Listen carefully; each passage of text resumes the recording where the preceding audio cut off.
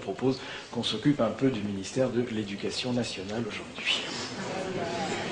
L'hypothèse du mensonge, d'un mensonge fondamental qui serait le mensonge de la démocratisation culturelle, c'est-à-dire cette idée qu'on peut s'élever dans la société grâce à la culture. Alors, comme je suis sûr qu'il n'y a aucun prof dans la salle,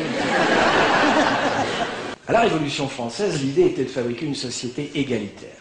Mais vraiment, il y avait 5 plans d'éducation qui étaient en travail au moment de la Révolution française. C'est celui de Condorcet qui a été retenu. Et le problème du plan de Condorcet, c'est que le plan de Condorcet, contrairement à ce que nous racontent les ministres qui nous mentent à la télévision tous les jours, c'est que le plan de Condorcet ne réalise pas du tout une école des savoirs minimums. Vous savez qu'on nous dit ça. On nous dit le rôle du collège, c'est de créer un savoir minimum pour tous. Pas du tout. L'école de Condorcet réalise une école du savoir maximum. C'est-à-dire que l'école de Condorcet, elle est conçue pour que chacun puisse aller aussi vite et aussi loin que son mérite, son génie ou sa famille lui permet, sans être freiné par les autres. C'est ça, l'école de Condorcet. On avait dit à Condorcet, il y a un risque dans votre truc. C'est que vous risquez de faire une société dans laquelle les inégalités seront désormais fondées sur les savoirs. Et on en est là aujourd'hui, hein.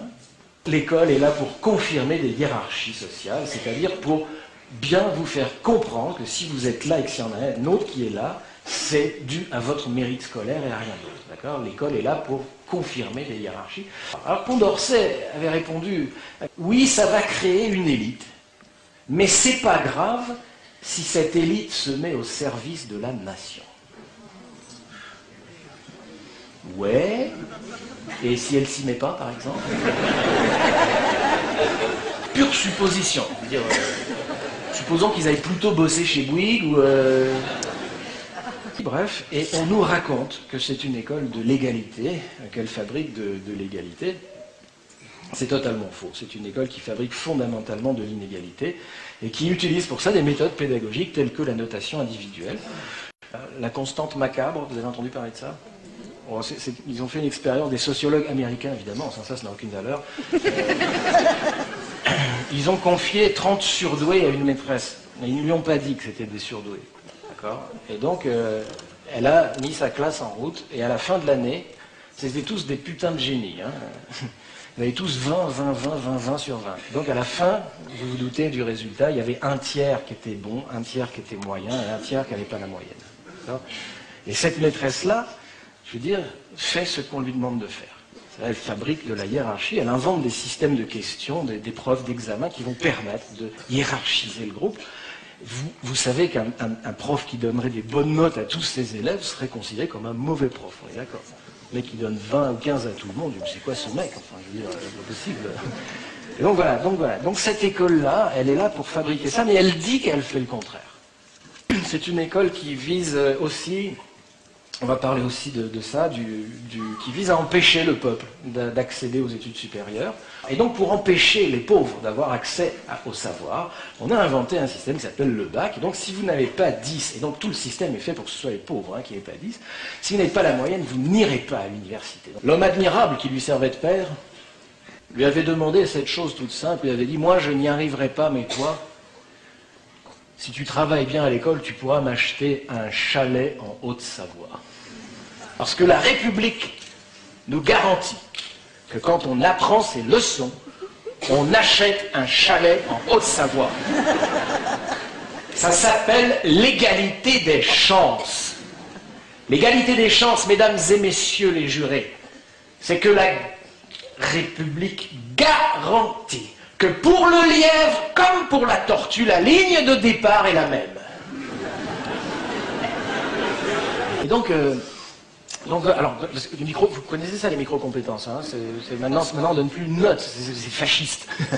Maintenant, vous avez des espèces de feuilles avec 84 micro-compétences, alors la personnalité de l'enfant est décomposée en micro-compétences. Il est capable de reconnaître sa droite de sa gauche, de comprendre une question et d'y répondre, enfin bref. Et en fait, quand vous regardez bien, ces micro-compétences sont toutes des compétences à obéir à ce qui est demandé, d'accord? Okay, par exemple, vous n'avez pas comme compétence, comme micro-compétence, est capable de résister à une autorité injuste, ou a su envoyer chier sa maîtresse parce que c'est une grosse conne, c'est pas une compétence.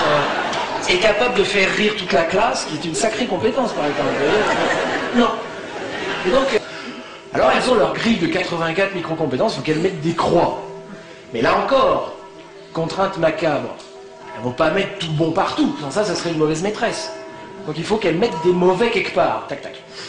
Hop, une mauvaise micro-compétence. Alors, la mère, évidemment, va dire ah, mon fils est mongolien.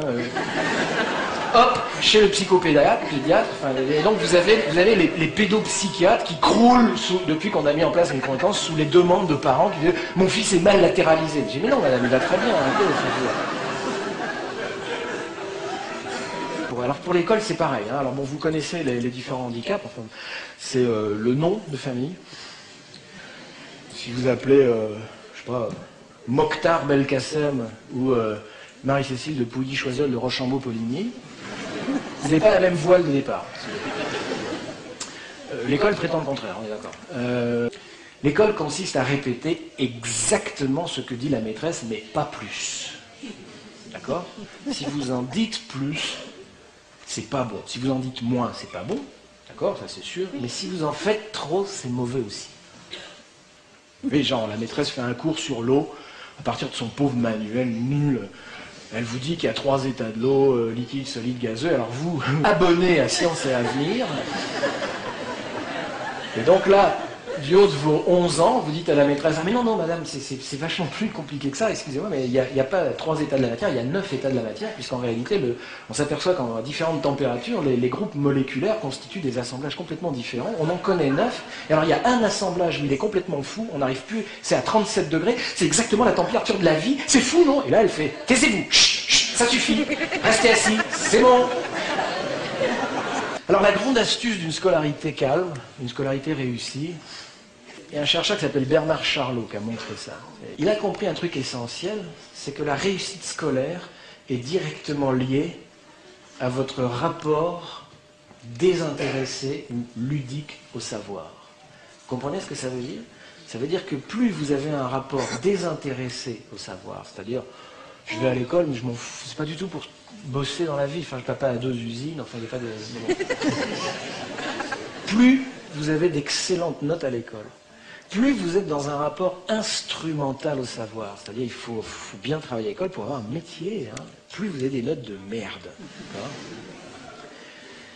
Et donc curieusement, ce sont plutôt les classes sociales favorisées qui développent un rapport ludique au savoir. Je trouve Flaubert mais éclatant. Ah, je kiffe grave Proust. Et alors quand vous arrivez à montrer ça à la prof, vous allez tout gagner. Tout gagner. Je le dis aux jeunes qui vont passer leur bac ici, ou aux parents qui ont des ados, si vous arrivez à ça, vous avez tout bon.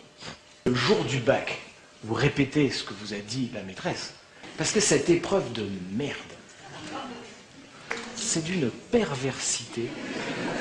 Baudelaire, disserte sur Baudelaire. Baudelaire est né, je crois, en 1810 à Naufle-le-Château, et il a écrit Les Fleurs du Mal, et alors après il est mort d'une syphilis en 1857. Bon voilà, j'ai tout dit sur Baudelaire, j'ai 18. Là vous allez avoir comme annotation, tenez-vous bien, trop scolaire.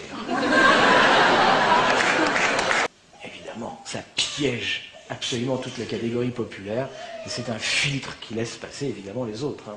C'est tellement évident. Vous êtes prof de français dans une banlieue, et donc vous allez faire ce sale boulot très dangereux, qui consiste à faire croire aux autres qu'ils vont s'en sortir et qu'ils peuvent monter. Et donc c'est dur, moi je trouve très dur le métier de prof aujourd'hui, parce qu'ils sont là pour faire croire à un truc auquel eux-mêmes ils ne croient pas plus que ça. Enfin, j'ai raconté à un jeune de banlieue aujourd'hui que s'il met le paquet à l'école, il va grimper et tout ça, et il va devenir docteur. Bon, c'est un peu dur. Et voilà, et donc les profs le savent, les jeunes le savent, et donc ce mensonge-là, il est entretenu en permanence. Et en plus, on fait peser sur les profs cette contrainte, qui est dégueulasse. C'est-à-dire que les parents s'imaginent que c'est à cause des profs si leur fils n'a pas d'emploi, n'a pas de travail à l'arrivée. Et donc les profs ont cette espèce de contrainte qui est de gérer l'égalité, quoi. C'est-à-dire de devoir produire des mômes qui vont tous avoir un boulot à la sortie. Mais contrairement à la fable que nous raconte Sarkozy en permanence, il n'y a strictement aucun rapport entre l'école et le fait d'avoir un travail. Ce sont deux choses différentes. Cette école, elle va disparaître, parce que sur l'Europe, ça représente 7 000 milliards de dollars, et sur le monde, c'est 20 000 milliards de dollars, le marché éducatif. En France, c'est ce qui nous attend. Alors, évidemment, ils ne vont pas dire on privatise. Vous voyez, tous les enseignants dans la rue, ça serait terminé. Ça ne va pas se passer comme ça. On va vraisemblablement donner la compétence régionale, la compétence éducative aux régions, aux conseils régionaux. L'éducation, l'enjeu éducatif, ça va être celui-là, ça va être de faire péter et d'adapter, de faire rentrer le plus vite possible les entreprises. Alors c'est déjà commencé, c'est le plan pour la fac. Hein, les entreprises rentrent maintenant dans la fac. L'autonomie des universités, c'est ça. Et donc vous allez avoir des lycées d'élite très rapidement en France, de super élites dans les régions, parce que c'est l'attractivité régionale pour les entreprises se jouera là-dessus, et que toutes les régions le savent.